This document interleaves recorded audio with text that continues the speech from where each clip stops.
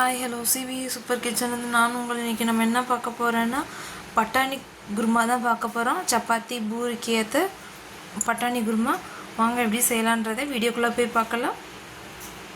First வந்துட்டு பட்டாணி ஒரு கப் பட்டாணி வந்துட்டு நம்ம ஊற வச்சு வேக வச்சுருக்கோம். இது வந்துட்டு பச்சை பட்டாணி இல்லை மஞ்சள் பட்டாணி, அதாவது சுண்டலுக்கு செய்கிற பட்டாணி. அதை விட இது நல்லா டேஸ்ட்டாக இருக்கும். அடுத்து ஒரு பாத்திரம் வச்சுக்கிறோம். தேவையான அளவு எண்ணெய், கடுகு, சோம்பு போட்டுக்கிறோம். போட்டு பொரிஞ்சதும் கருவேப்பிலை, பூண்டு,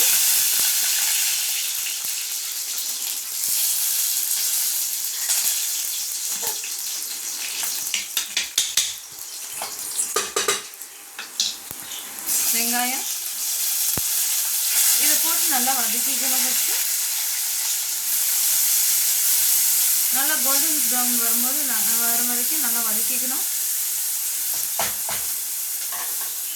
இது ஈஸியான பட்டாணி குழம்பு தாங்க. நமக்கு பட்டாணி குருமா நமக்கு சப்பாத்தி பூரிக்கு நல்லாயிருக்கும். தோசைக்குமே நம்ம தொட்டுக்கலாம். தக்காளி போட்டு ஆட் பண்ணிக்கிறோம். இதை போட்டு நல்லா வதக்கிக்கணும். நல்லா வதக்கிக்கங்க.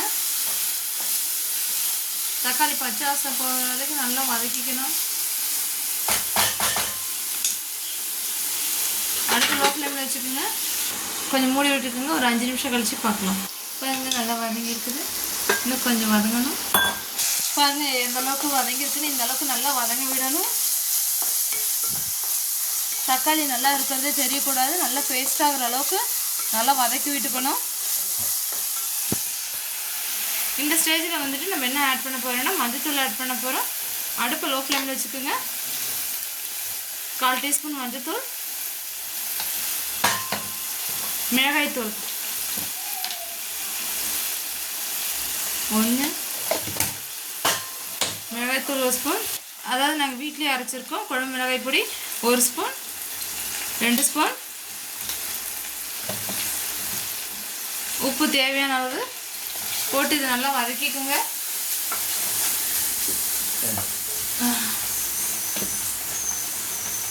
இப்போ வந்துட்டு பட்டாணி ஆட் பண்ணிக்க போகிறோம். இது ரொம்ப ஈஸியான டிப்ஸ், ஈஸியான குருமா தாங்க. நீங்கள் 5 நிமிஷத்தில் இது செஞ்சிடலாம். அந்தளவுக்கு டைம் எடுக்காது.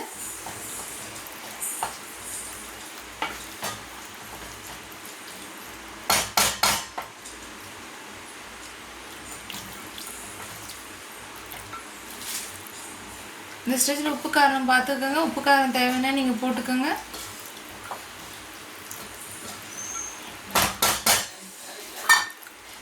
இது 5 நிமிஷம் கொதிக்கட்டும். இது வந்து மிளகாத்தூள் வாசம் போகட்டும். அதில் ஒரு 5 நிமிஷம் கொதிக்கட்டும். இது வந்து ஒரு கிளறிக்கிங்க. இன்னும் நல்லா கொதி வரணும். இன்னும் பச்சை வாசம் போகலை. மிளகாத்தூளுடைய பச்சை வாசம் போகிற வரையும் நம்ம நல்லா கிளறி விட்டுக்கணும். ஒரு 5 நிமிஷம் கொதிக்கட்டும். பாருங்க இந்த அளவுக்கு கொஞ்சம் நல்லா இது பண்ணிக்கணும்.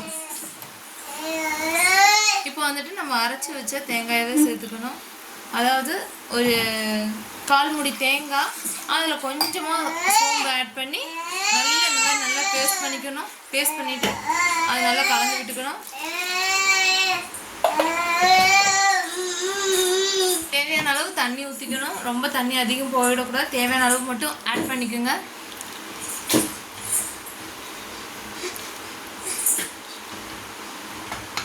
இந்த மாதிரி கலந்து விட்டுக்கணும். இப்போ வந்துட்டு குக்கர் போட்டு மூடி வச்சுக்கணும். 2 விசில் விடுங்க. குக்கர் போட்டு விசில் வந்தது நம்ம பார்க்கலாம். பாருங்கள் 2 விசில் விட்டு எடுத்தாச்சு. அடங்கிருச்சு. நான் ஏன் உங்களுக்கு இடையில காமிக்கலைன்னா என் பையன் ஆட ஆரம்பிச்சிட்டு, அதனால் அவனை நான் பார்க்கறதுக்காக போயிட்டேன். அதனால் உங்களுக்கு விசில் வந்ததை காமிக்க முடியல. பாருங்கள் எந்த அளவுக்கு அழகாக வந்திருக்கு. எண்ணெய் பிரிஞ்சு வந்திருக்கு பாருங்கள். ஓகேங்க. இது வந்து அடுப்பில் வந்துட்டு நம்ம 5 நிமிஷம் கொதிக்க வைக்கணும். ஒரு 5 நிமிஷம் கொதி வரணும். பாருங்கள் நல்லா இந்த அளவுக்கு கொதிக்கணும். இந்த அளவுக்கு கொதிக்க விடுங்க. பாருங்கள் நமக்கு வந்துட்டு பட்டாணி குழம்பு ரெடி ஆகிடுச்சு. ஈஸியான பட்டாணி குழம்பு வெறும் 5 நிமிஷம் தாங்க. இந்த 5 நிமிஷத்தில் வந்துட்டு பார்த்தீங்கன்னா நமக்கு வந்துட்டு பட்டாணி குழம்பு குருமா ரெடி ஆகிடுச்சு. நம்ம இது சப்பாத்தி, பூரி, இட்லி, தோசை எதுக்கு வேணாலும் சாப்பிட்டுக்கலாம். நம்ம சேனலை லைக் பண்ணுங்கள், ஷேர் பண்ணுங்கள், கமெண்ட் பண்ணுங்கள், சப்ஸ்கிரைப் பண்ணுங்கள், கூட பெல் பட்டன் அழுத்துங்க. மீண்டும் ஒரு முறை நம்ம சேனல் லைக் பண்ணுங்கள், ஷேர் பண்ணுங்கள், கமெண்ட் பண்ணுங்கள், சப்ஸ்கிரைப் பண்ணுங்கள், கூட பெல் பட்டன் அழுத்துங்க. தேங்க்யூ ஃபார் வாட்சிங். நெக்ஸ்ட் வீடியோவில் பார்க்கலாம். பாய்.